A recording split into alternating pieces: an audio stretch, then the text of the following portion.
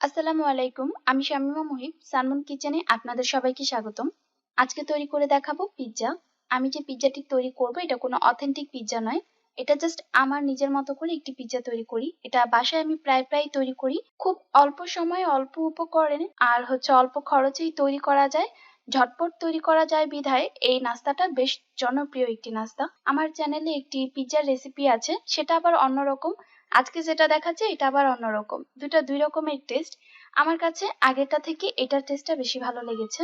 আশা করছি এই ভিডিওটি আপনাদের কাছেও ভালো লাগবে। চলুন দেখে নিচ্ছি পুরো প্রস্তুত প্রণালী। প্রথমে আমি পিৎজার ডো রেডি করব। এর জন্য একটি বাটিতে 2 কাপ ময়দা নিয়ে নিচ্ছি, তবে আপনারা চাইলে আটা দিয়েও এই কাজটি করতে পারবেন। এর মধ্যে দিয়ে দিচ্ছি ইস্ট 1 টেবিল চামচ। অনেকে বলেন ইস্ট না দিলে হবে কিনা। ইস্ট না দিলেও হবে, তবে সেক্ষেত্রে বেকিং পাউডার আর বেকিং সোডা একসাথে দিতে হবে। পরিমাণটা এখন বলছি না, কারণ আমি কোনো এক সময় আপনাদেরকে ইস্ট ছাড়া কিভাবে পিৎজা তৈরি করতে হয় তারও একটি ভিডিও দেওয়ার ইচ্ছা আছে, সেটা দিব। তবে সেক্ষেত্রে আমি আগে নিজে ট্রাই করি, যদি আমারটা পারফেক্ট হয় আমি আপনাদের সাথে শেয়ার করব। সাথে দিয়ে দিচ্ছি চিনি 1 চা চামচ। তবে আপনারা কিন্তু চিনির পরিমাণটা আরেকটু বাড়িয়ে দিতে পারেন। আর দিয়ে দিচ্ছি 1 চা চামচ তেল। এবার এই সবগুলো উপকরণ একসাথে খুব ভালোভাবে মেশানোর পর এর মধ্যে আমি পানি দিয়ে দিচ্ছি। আর এই পানিটা হচ্ছে কুসুম গরম পানি, খুব বেশি গরম বা খুব বেশি ঠান্ডা না। ঠান্ডা হলে কিন্তু ইস্ট কখনোই ফুলবে না, এটা অ্যাক্টিভ হবে না। আর যদি পানিটা গরম হয় তাহলে ইস্ট মরে যাবে, সেটাও ফুলবে না। পানিটা অবশ্যই সহনীয় তাপমাত্রা হতে হবে। নিশ্চয়ই খেয়াল করেছেন আমি লবণটা এখন দিয়েছি। লবণ স্বাদ মতো দিতে হবে। আর এই পর্যায়ে কিন্তু লবণ দিতে হবে। আগে লবণ দিলে ইস্টটা খুব বেশি অ্যাক্টিভ হয় না। খুব ভালোভাবে মথতে হবে। একটু সময় নিয়ে প্রায় 5 থেকে 10 মিনিট সময় নিয়ে এটিকে মথে নিচ্ছি। এবার এটিকে আমি একটি বাটির মধ্যে তেল ব্রাশ করে তারপর রেখে দিব। ঢেকে রাখতে হবে। এক পাশে চুলা জ্বলবে আর অন্য পাশে আমি এটি রেখে দিয়েছি, মানে এটিকে গরম জায়গায় রাখতে হবে। প্রায় 10 থেকে 15 মিনিট কমপক্ষে রাখতেই হবে। ততক্ষণে আমি পিৎজার যে ভিতরের পুর রয়েছে সেটা রেডি করি। দিয়ে দিচ্ছি সামান্য পরিমাণের তেল। 1 কাপ পেঁয়াজ দিয়েছি।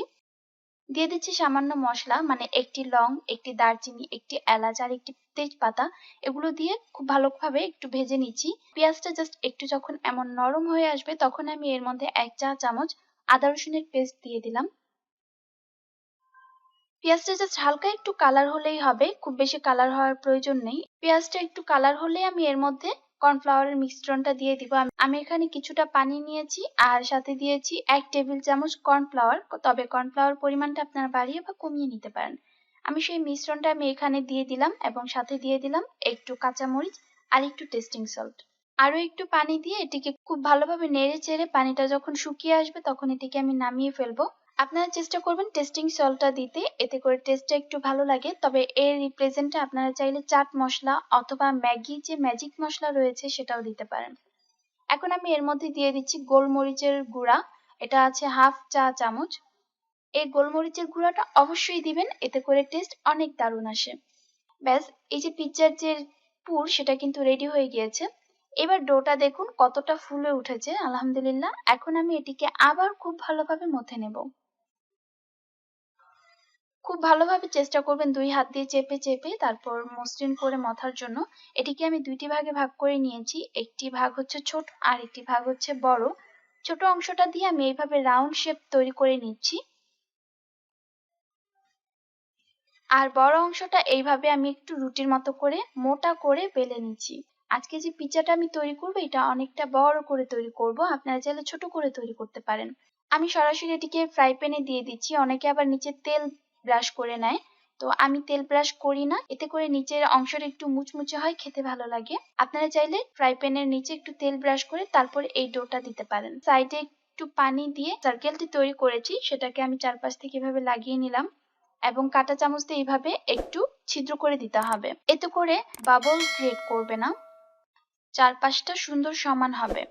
এবার আমি এখানে সস দিয়ে দিচ্ছি, টমেটো সস, এবং এর চারপাশেও একটু দিয়ে দিচ্ছি। তবে চাইলে আপনারা এর চারপাশে টমেটো সসের পরিবর্তে ডিমের কুসুম অথবা ডিমের সাদা অংশ অথবা পুরো ডিম একটু ব্রাশ করে দিতে পারেন। এবার আমি এই পুরের মধ্যে একটু মেয়োনেজ দিয়ে দিচ্ছি। মেয়োনেজের রেসিপি আমার চ্যানেলে একটা দেয়া আছে, তবে আরো একটা দিব। আপনারা আমার চ্যানেলের সাথেই থাকুন সেই রেসিপিটা দেখার জন্য। মেয়োনেজটা পুরোর সাথে খুব ভালোভাবে মিশিয়ে আমি এই পিৎজার সাথে দিয়ে দিয়েছি এবং ঢাকনা দিয়ে আমি এটিকে চুলায় দিয়ে দিব। আর ঢাকনার মধ্যে যদি কোনো ছিদ্র থাকে সেটা কিন্তু বন্ধ করে দিতে হবে। এটাকে আমি প্রায় 10 থেকে 15 মিনিটের জন্য একদম অল্প আঁচে আমি চুলায় দিয়ে দিচ্ছি। এর মধ্যে আমি মেয়োনেজটাকে একটি পাইপিং ব্যাগের মধ্যে এভাবে নিয়ে নিচ্ছি একটু ডেকোরেশন করার জন্য। ব্যাস প্রায় 10 থেকে 15 মিনিট পর আমার এখানে পিৎজাটি হয়ে গিয়েছে। এটিকে আমি চুলা থেকে নামিয়ে ফেলছি এবং এটিকে আমি এইভাবে মেয়োনেজের মাধ্যমে একটু ডেকোরেশন করে নিচ্ছি, সাথে টমেটো সসও দিয়ে দিচ্ছি। সেই সাথেই তৈরি হয়ে গেল মজাদার পিৎজা। এই পিৎজাটি আমি প্রায় তৈরি করি, আমার কাছে ভালো লাগে। আশা করছি আপনাদের কাছেও ভালো লাগবে। যদি ভালো লাগে আমার জন্য এবং আমার পরিবারের জন্য দোয়া করবেন। আর আপনারাও ভালো থাকুন, সুস্থ থাকুন। আসসালামু আলাইকুম।